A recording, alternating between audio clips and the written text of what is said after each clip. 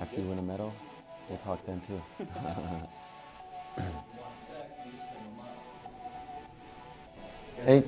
Okay, cool. Cam, great to meet you. Thank you for sitting with us. This is a big time in your life. Young guy, about to compete in his first Olympic Games. The dream is about to start for you. I'm curious, when did the actual dream begin? Like you being an Olympic athlete, when did that start? Well, I mean, since I can remember, I've always wanted to be a professional snowboarder. That was always the goal since I stepped on a snowboard, I think. And then slopestyle got put in the Olympics in 2014, and then that became a possibly attainable goal for the future.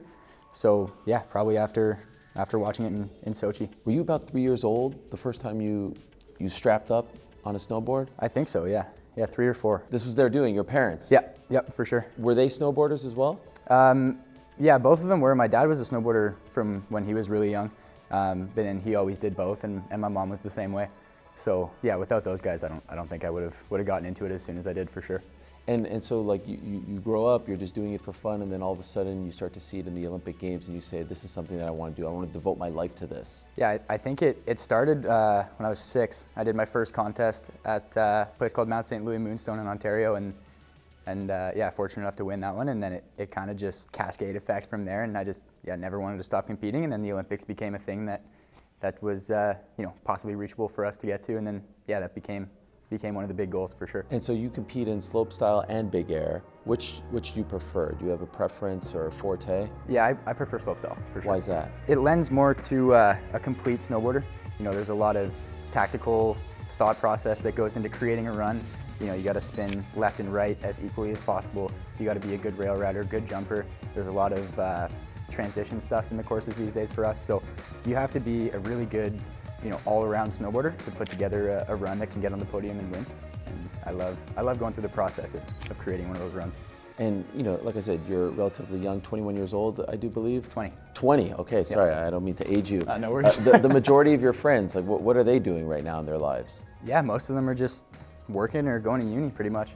Wow. So it's actually really nice to go home and see all those guys again and kind of get, not like distance myself from the snowboard world, but a couple of different perspectives, and those guys are living quite a bit differently than most of the guys I'm around for most of the year. So it's a good refresher to go home and see all the homies.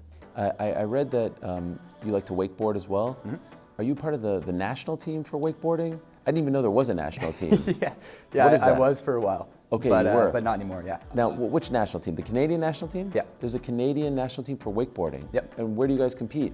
Basically just in Canada and the States. There's, obviously there's the pro tours that are mainly southern states, and then there's always, like some Wake Ontario events that we would go to, cable and boat.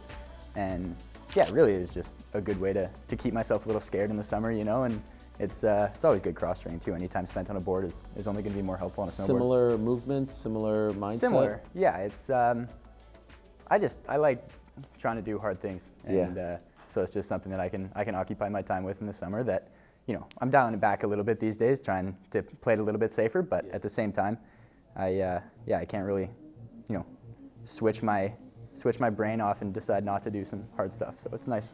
You said you like to keep yourself a little bit scared. Mm-hmm. Why would you want to be scared? Well, I think I'm addicted to adrenaline, honestly, and all the stuff we do it's pretty scary. Like it's a lot of rotations these days. Everybody's doing some pretty crazy stuff. So I can't, just from snowboarding and doing all these scary tricks all the time, I can't really do normal things and feel the same stimulation. You know what I mean? When you were a kid growing up, were you doing kind of crazy things because you are addicted to adrenaline, as you said? Like, would you put yourself in pretty tough spots? Oh, for sure. Yeah, I definitely have done some pretty reckless stuff as a kid. Like what? I don't know. I mean, a lot of it was probably in hockey growing up. I mean, my parents put me in every sport, which I'm super grateful for, because I think that only made me a better all-around athlete. But it's different, obviously, doing something like playing hockey versus snowboarding. But sure. Still, you gotta be paying attention to your surroundings, reacting quick. If this guy's gonna slam you into the boards, you gotta get out of the way or hit him back, and stuff like that. It's just, it's fun because it's different, but you can draw some similarities at the same time. Any serious injuries? Yeah, not super recently, but I dislocated my right kneecap wakeboarding 2 summers ago, I think, maybe 3. And then broken both wrists a couple times, broken leg when I was 10. golly, does any of that deter you? Like, No. No, it's part of the sport. You're gonna take some slams. It's unavoidable. You're gonna get hurt. It's part of it. So yeah, it's just about how you recover and how you bounce back. If I was a person and I go outside and I injure myself doing something, I'd probably say to myself like, okay, I won't do that again because I don't want to feel that again. But you guys are different. Like, you know that there's a chance you could get hurt, banged up, and you're just going to keep doing it. You dust yourself off. That's the difference between us, right? Like, that's what makes you guys, your DNA is just a little bit different than mine. I will shy away from that. You will walk towards and say, this time I'm going to get it right. Yeah. Yeah, I think, honestly, you know, if any like action sport or something that you're doing where there's a high probability of, you know, getting hurt, it's, I think we all have a couple screws loose or something's missing up there, because, you know, it's, for the most part, you know, we try to have risk management and not do things that are dumb, that are going to could get us in trouble, you know, and get hurt.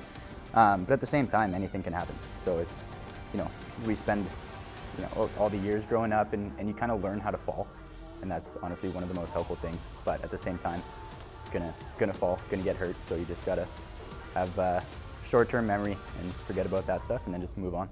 It seems like you and Liam have a great bond, very close friends. Being able to go through something like this with someone that you trust, that's a good friend of yours, what is that like? What up, Canada? What up, Canada? Oh, that's awesome. I mean, I've known Liam since I was 6. I met him at that first contest that I did. Wow. And You competed against them? Yeah. Okay, yeah. Who won?